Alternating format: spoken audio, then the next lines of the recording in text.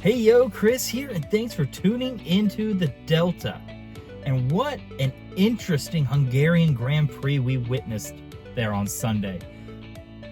First time for me for everything. I'm sure you old timers can remember other scenarios similar to this, but boy oh boy, it sure makes a boring race interesting when you have internal conflict between driver, and team. Here at work again, lunch break, super busy, so I apologize. This video is going to be a quick 5 things I've taken away from the Hungarian Grand Prix. Wish I had more time, but we're just in full swing of things. I'm all over the place. Boss is on vacation. My other help, he's on a different job site, and I got an intern and he's not allowed to do anything. So we're here to talk quickly and briefly the 5 takeaways of the Hungarian Grand Prix. First and foremost, like and subscribe to the channel. Helps me out a lot, and we are actually growing pretty well. Had a pretty good subscriber rate last week. Very happy to see that, and so grateful that you guys are actually tuning in and taking interest. Means the world to me. But let's just get right into this Hungarian Grand Prix that started off as a snooze fest and turned into something exciting. Let's first talk about the midfield like I always do, starting with kick. Sauber, they brought in the upgrades, relatively disappointment. Bottas looked all right at times, but P16 isn't gonna pay the bills. And Guan Yu Zhou there looked slow, P19. The only reason he was P19 is because Gasly didn't even finish the race.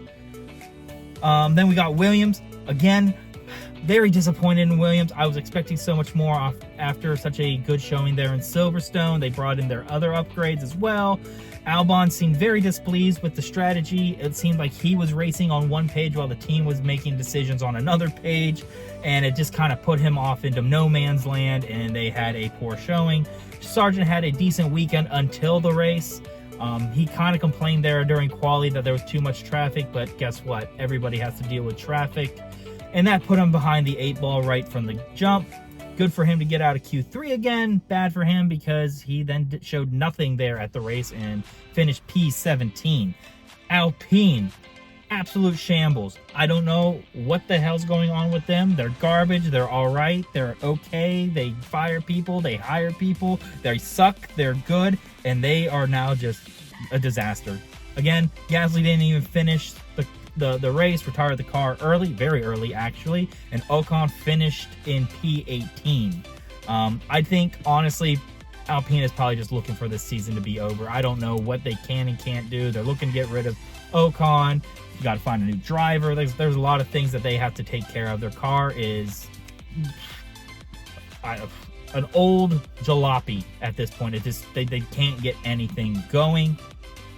And we can move on then to Haas.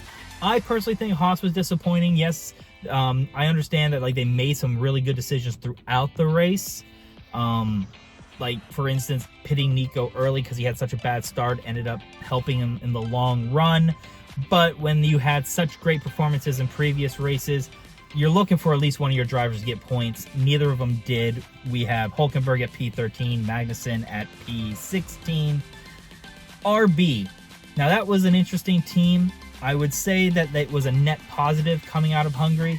Yuki crashed there in qualifying, and you thought that was going to be like a moment for Daniel Ricciardo to show up, and this was his moment, especially also because Perez crashed. This is his moment to shine, and he just didn't perform out there. I mean, it was kind of a boring race in the back part of the field, so I can't necessarily remember or pinpoint an exact moment of why he was where he was at, but he fell back to P12 after starting the race P9. Not very good, if you're asking me. But then you have Tsunoda, on the other hand, who put together a solid performance, getting 2 points, finishing in P9. Good for them. They seem like they're taking a step back forward after some rough little races previously. And there's Aston Martin. I would say Stroll finishing 10th and Alonso in P11 isn't exactly what the team is expecting at this stage of the season. Fernando Alonso is irritated, to say the least. He was pretty short in his conversations over the radio throughout the race. The strategy they used wasn't ideal, and he wasn't afraid to let them know. And he was just overall slow, though. So, like, it was one of those things, too, that, like, he can be upset with the strategy. He can be upset with it, but the car just isn't performing the way that it needs to even be competitive. So, like, I feel like even if he had a great strategy, what's he finishing in? Maybe he's flip-flopping spots with Stroll there, you know? So, Stroll outperforms Alonso again, which is just a weird statement in itself, but nonetheless, Aston Martin is on the struggle bus. I think Stroll has quietly put together some pretty solid racing, which is crazy because for the last 2-3 years I've been watching, I've been going, I don't know if this guy really deserves a seat in Formula One. He's lucky his dad is who he is, and I mean, given the situation that this team is at and the car that he's driving, I mean, credit where credit's due, as I always say, and good for Stroll, getting points for the team. And then we could talk about George Russell. He had a horrible quali, horrible strategy. Apparently, they put the wrong amount of fuel in his car. It basically ruined his weekend from jump. But the idea that he went from not getting out of Q3 to finishing in P8, salvaging what he could, that's probably the best he could have done. So, decent racing from him, just his placement, and prior to the start of the race, put him behind the 8 ball as well. I'm pretty sure Mercedes is actually very happy with the results that he ended up getting, and so good things for Mercedes to look forward to if that's like what if you're expecting to make Russell your #1 driver, right? If that's who you want leading your team next year, and he's able to salvage a horrible qualifying and get you some points, looking up and up for Mercedes. And those are the midfield. Now let's get into the top 5. We will, I promise we'll get to Lando Norris's decision and McLaren's problems. We're working down, build up. It's part of what? Movie creating. Just build that suspense. You know it's coming. I promise you we'll talk about McLaren and Max and everything. But we'll start with number 5. Perez salvaged his race after binning it in qualifying. He finished, 7th? And that's pretty good given the fact that he, yet again, failed in a qualifying round. Red Bull's in a tough spot because what do? A guy is just absolutely struggling, not helping your team out at all. Right now, your car isn't the best car. Max can't win it all by himself, and you're relying on a guy to get you points, and then he's crashing in qualifying. It's a legitimate question to ask now, like, when is Red Bull gonna jettison him? But then on the next day, he gets your points. He salvages it. He comes in like I said, P7 and just get you the points. But it's just like, well, buddy, like if you would have gotten into Q1 like a Red Bull's supposed to, you could have gotten a P6. You could have gotten a P4. You could have gotten podium. We don't know. Max over here struggling. You could have had a good race. You've had a good enough race to get past everyone else. That's pretty impressive. So yeah, Perez salvaging his race after a poor quali is pretty interesting, and I don't think it makes it any easier for us to predict if he is or isn't going to lose his seat at Red Bull. At number 4, I have Hamilton put an impressive race together. When they put him on those hards, when they did and told him that he had to go out and finish the race with it, I was like, man, he is just going to start dropping. You know, Max is going to pass him, and then maybe the Ferrari might pass him, just because I just don't know how he's going to keep his tires in check for this entire race. And he certainly, he proved why he's a 7-time world champ. He knows how to race. He's won multiple times on that track alone. So his experience rewarded him with a podium in 3rd place. He defeated the voodoo wheel. He said, I don't feel like dealing with the voodoo wheel, so here, Russell, you take it and don't get out of Q3. You take my voodoo for me this weekend. I'm going to get us a podium. But yeah, Hamilton, very impressive race by him. It was fun to watch a race car driver like control his destiny, and that's what it looked like, at least from my perspective. You know, he didn't luck into it. He didn't just demolish the competition. He saw what he had in front of him and the situation he was in and made the most out of it, and it was really cool to see that out of Lewis Hamilton. Number 3, Ferrari, on the other hand, was unimpressive. But they got the job done. The drivers did great, the car did not. I don't know what Ferrari has to do to make their car better or fix it or faster. I'm not an engineer, but I do know that they're not doing a good job. And somewhere in that garage, something has to change. I think Charles Leclerc sneaking into 4th place is optimistic. Also with Sainz getting 6th, very, very good results for a situation where your car shouldn't be there. Yes, I know that Leclerc lucked out with the whole Max Verstappen Hamilton contact, and that's why he got in 4th. But we can see that it's not a driver issue in the organization. Leclerc is a solid number 1 driver. My argument is Sainz is a solid number 1 driver. Unfortunately, just he's on Ferrari where Leclerc is the number 1. So you have a team with technically 2 number 1 drivers, and you're not getting the results you need, and your drivers are showing that they can do what they need to do to get the points. So it's in the garage. It's on Fred. It's on the strategy engineer. It's on the tires engineer. It's on all those people that are making the decisions. Okay, and then obviously the construction of the car is a problem as well. So let's get this car fixed. Let's get these ideas and plan C's and Zetas and G's and 1B's. I don't care what plans you are running. You got to get them fixed. If you get them fixed, you'll be competitive again. I don't know if you can get back into championship back on mode, but at the bare minimum, you can start showing that you are a decent team, because right now you're kind of embarrassing. You're in a situation where you started so strong, people were expecting much more from you, and you're not producing. So that's where Ferrari's at. Now, number 2, I had Max Verstappen was livid the entire race. He was mad at the strategy. He was mad at FIA. He was mad at his pit boss. He was mad at everybody but himself.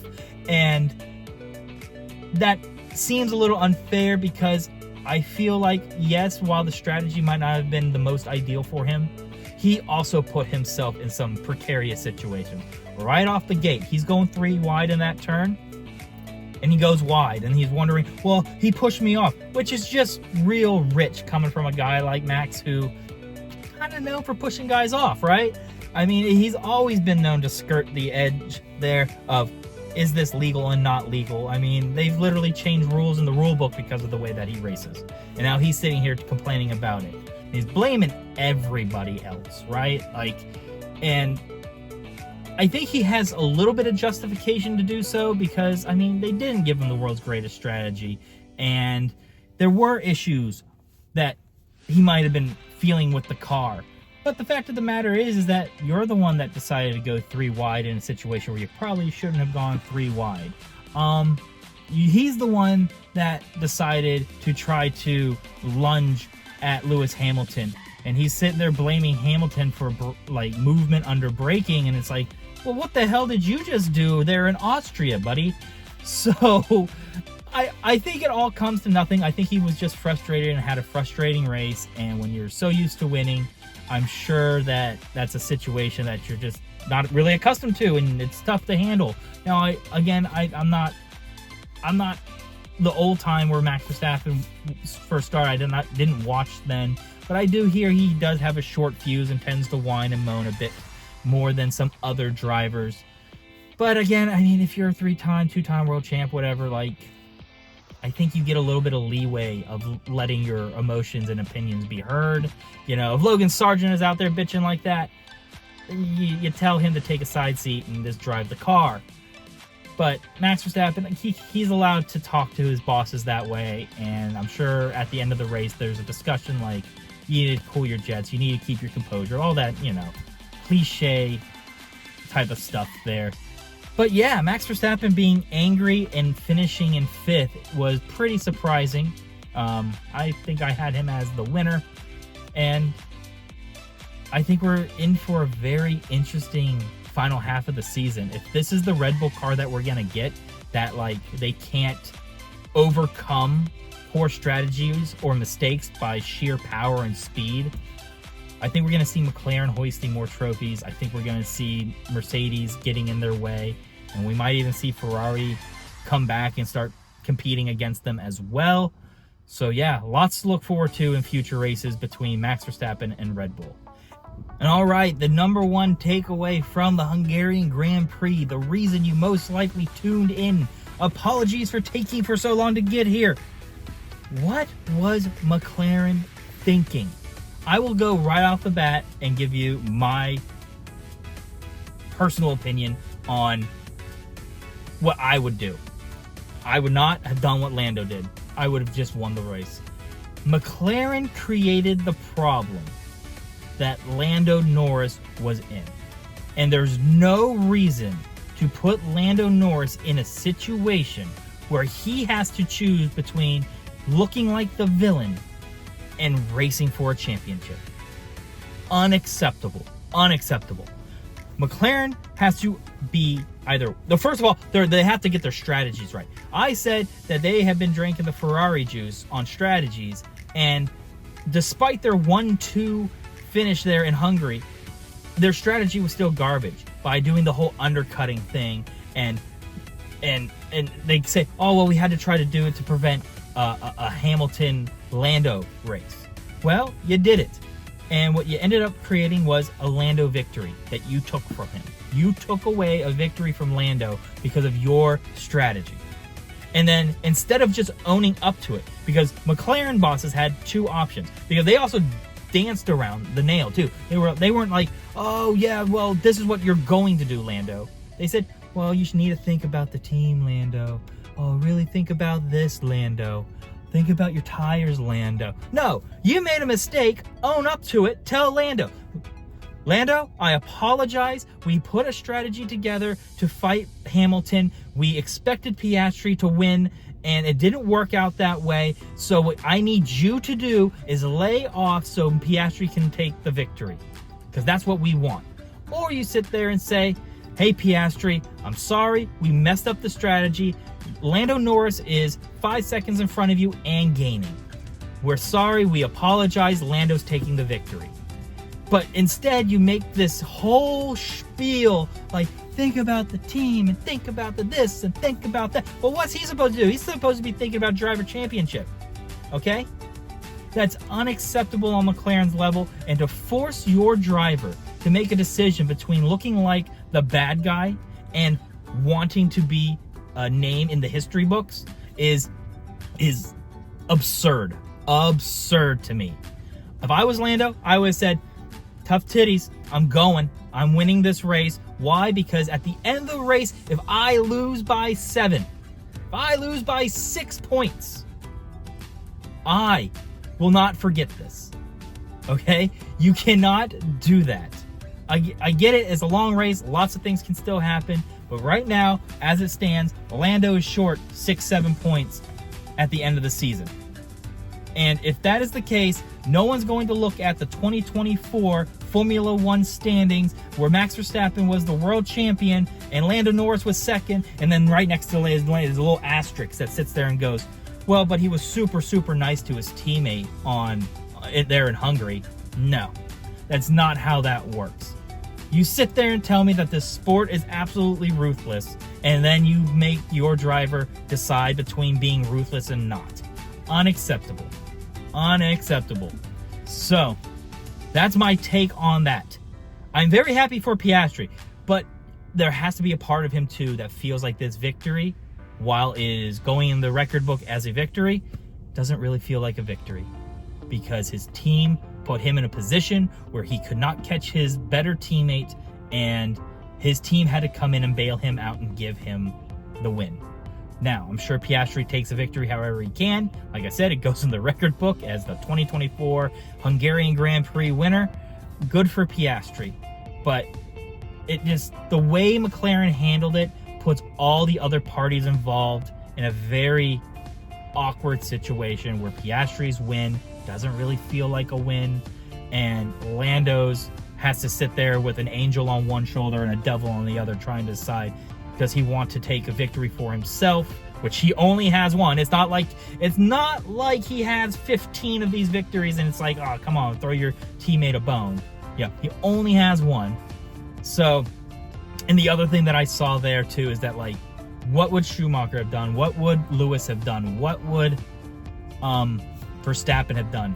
And it shows that they probably would have just said, pound sand, I'm winning the race. Why? Because I am a race car driver. I win races.